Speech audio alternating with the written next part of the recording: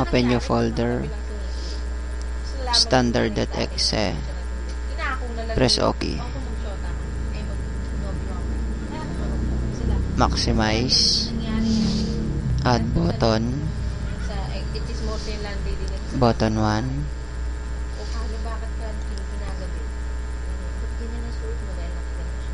Button 2.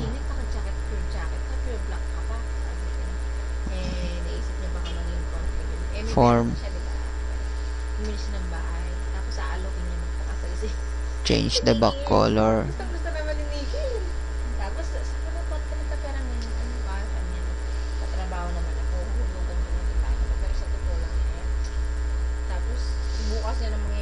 Change the caption.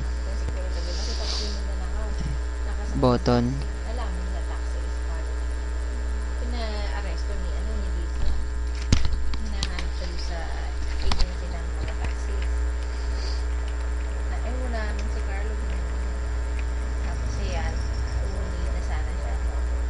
Yung taxi niya, wala. Sinunod niya eh. Pero yung plaka ng taxi niya, pinagpalit niya sa isang truck band. Type hide button 2. Change the font.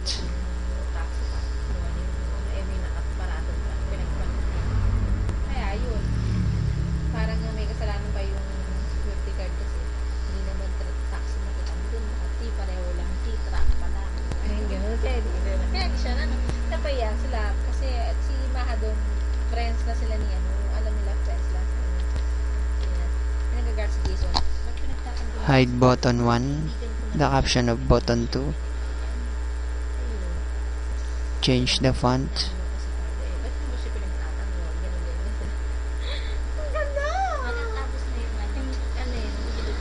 Okay, back to button 1.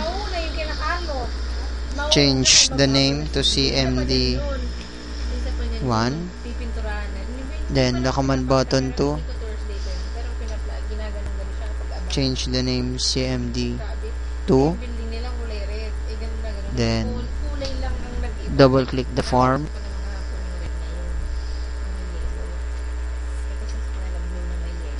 Type CMD 2 dot visible equals false. CMD 1 dot visible equals true. Back to form. Double click button 1. CMD 2 dot visible equals true. CMD 1 dot visible equals false. Nakita nila, nagpapasukan sila, nag-aano sila ng back to form. Double click button 2. Bibili sila ng mga furniture. Type CMD2 dot visible equals false. CMD1 dot visible equals true. Let's run program here. If you click button 1, it will show the button 2. If you click the button 2, it will show the button 1. Okay, stop.